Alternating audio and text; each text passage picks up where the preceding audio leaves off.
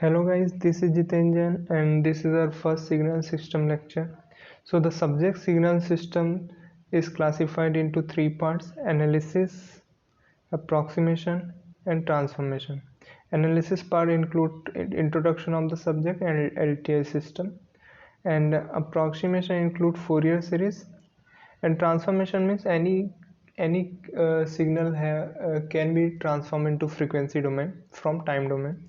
So first is those transformation are total. Overall there are six transformation. First is Fourier series, continuous time Fourier transform, Laplace transform, discrete time Fourier transform, Z transform, discrete Fourier transform. We'll see in next few lectures what are these transform and how important role they play. So books, uh, you can refer Oppenheim and Nawab, Hawkins and Venvin for IES, and SNS Signal System by HSU and Ranjan. So what is signal? So signal is an indication about which some amount of information is conveyed. Means it is a function. Signal is a function through which we transmit or convey our information. So randomness is information. Okay? Randomness is integrated with information, because if an event is random, then it includes information. If I say that sunrise from east, it does not include any information because it is well known, it is certain, everybody knows it, that sunrise in east. So the things which are which are which are unknown, if a signal conveyed information about the things which are unknown. Okay, so the operation that can be performed on any signal are enhancing, filtering, extracting and storing. These are performed through signal processing. Okay, so there are different characteristics of a signal. First characteristic is dimension. A signal can be one dimensional, two dimensional, three dimensional. One dimensional signal example is speech. Okay, two dimensional example is image, x and y, two coordinates are there. And in TV, three dimensional signal is present, means the space x and y variable and the time variable. Another characteristic after dimension is randomness. More the signal is, more the randomness, more the information. If an event is more random, it will convey more information. So, okay, amount of information is calculated by log base to 1 by p. P is the probability of an event. Okay, so the information is represented in terms of bits. Okay, and log base to 1 by p. Okay, so if the probability of an event is 1 by 32, then I will be 5 bits. Third characteristic is bandwidth. So bandwidth definition is different for system and for signal. Both have bandwidth but different definition. So a system should have large bandwidth, but signal should have small bandwidth. Basically it's the range of frequency. Okay, and there are different types of signals. First is continuous time signal. Okay, and means based on the amplitude and time, continuous and discreteness of amplitude and time, signals are classified into four types. Continuous time signal. So a signal which occurs for continuous value of time is called continuous signal. Okay, at any instant the amplitude of the signal is known. Okay, means for continuous time signal the signal is well known. Continuous both in time and amplitude is called continuous signal. Means a continuous signal will be continuous in both amplitude and time.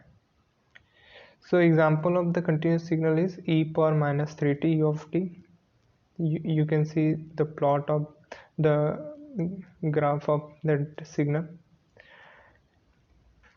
Okay, so if a signal is continuous in amplitude and continuous in time, the signal will be called continuous signal. If it is continuous in amplitude but discrete in time, signal will be called discrete signal. Continuous in discrete in amplitude, continuous in time will be known as quantized signal, and if it is discrete in both amplitude and time, it will be called as digital signal. So for all these four types of signal, we will have different types of transformation. We'll see in next few lectures. Whenever there is sudden change in any signal, then signal is called, means if at any instant there is sudden change, then signal will be called discontinuous at that point. Suppose this is the our signal and it is discontinuous at t equal to 0, t equal to 1, t equal to 2. It is undefined at these instants. Okay. Second category is discrete signal. A signal which is continuous in amplitude but discrete in time is called discrete signal. I already told you. Bandwidth, okay, for discrete signal, bandwidth required will be low, less. But discrete signal is used in multiplexing of signals. Okay, because if n equal to 0, its time index is n. If at n equal to 0, n equal to 1, n equal to 2, integer time at integer time you are sending one signal, and at 0.5 interval you send another signal, 0.5, 1.5, 2.5. So two signals are multiplex. Okay, same channel is used by both signal, only time is allotted to different signal. So to convert from continuous to discrete any signal, the process required is sampling. So x of t, we take a sample of this continuous signal at different instants. So t is continuous time variable, t will be replaced by nts. So n is equal to 0 plus minus 1, means n is integer and ts is sampling time. So for sample any continuous signal, there is a theorem called sampling theorem, for which condition is fs should be greater or equal to 2fm. Fs is sampling frequency, fm is the bandwidth of any signal. This will be covered in communication subject. So another example is x of t per minus 3 u of t continuous signal. If you sample it, you will get discrete signal of xn. So the purpose of sampling is multiplexing. Every discrete signal is not the sampled version of continuous signal. Okay, it is not like replace continuous time variable t with nts. It is not like that. Some signal can be predefined discrete. Like if a data contains temperature of particular place, it is predefined discrete signal. It is not converted from continuous signal. Okay, so note, amplitude conversion from continuous to discrete is done by quantizer, and time conversion from continuous to discrete is called sampling. And third type of signal is digital signal. First was continuous, second was discrete, third is digital signal. A signal which is discrete in time and amplitude, both in time and amplitude, the signal will be called digital signal. Digital signal will be discrete in both time and amplitude. Quantizer is used to convert the continuous amplitude to discrete amplitude. Yeah, discrete. Okay. So sampler is used to convert from continuous time to discrete time signal. Okay. So some uh, standard signals are there, some standard continuous signals are there. First is unit step function.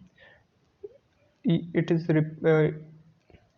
can be shown like this: e of t is equal to 0 for t less than 0, it is 0 for t less than 0, and it is 1 for t greater than 0. Okay, and at t equal to 0, the signal is discontinuous. So it cannot be defined at t equal to 0, but mathematically we take 1 by 2 at t equal to 0. Practically u of t can be shown like this. For a small period of epsilon, it takes very high slope and reach 1, and before the t less than 0 it is 0. Okay, so u of t, we know that u of t means unit step function, and if you reverse the time, then you will get u of minus t like this, and if you add both two, you will get 1. Okay, next standard continuous signal is rectangular function, can be represented as a rect of t by tau. It is a for time interval of minus tau by 2 to plus tau by 2. Okay, and 0 otherwise. So its value is a between minus tau by 2 to plus tau by 2, and 0 elsewhere. Continuous impulse function. Okay, third standard continuous function is continuous impulse function, or we also call it Dirac delta function, del of t. Its amplitude is infinity at t equal to 0 and 0 elsewhere. Okay, so del of t has amplitude infinity at t equal to 0 and 0 elsewhere, but any signal cannot be defined by infinity characteristic.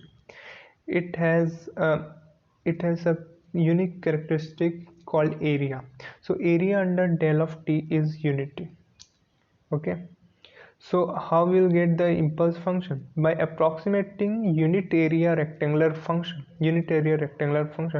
we can generate unit impulse function.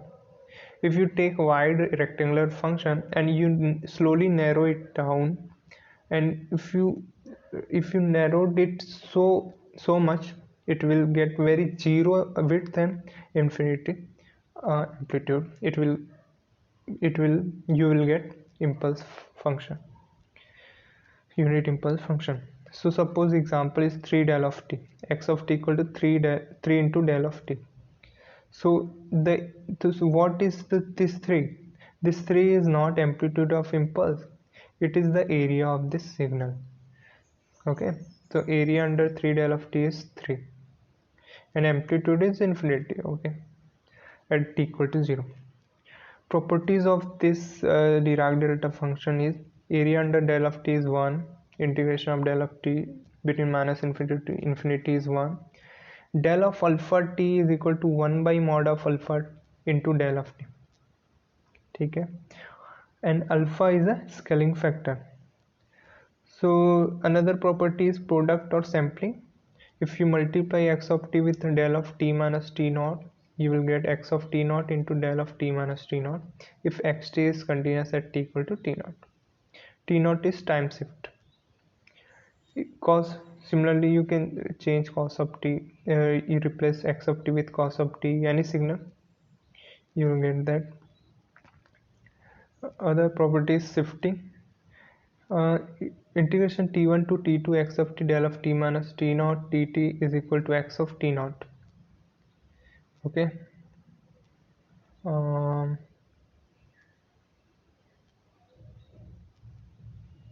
okay, then this is another property.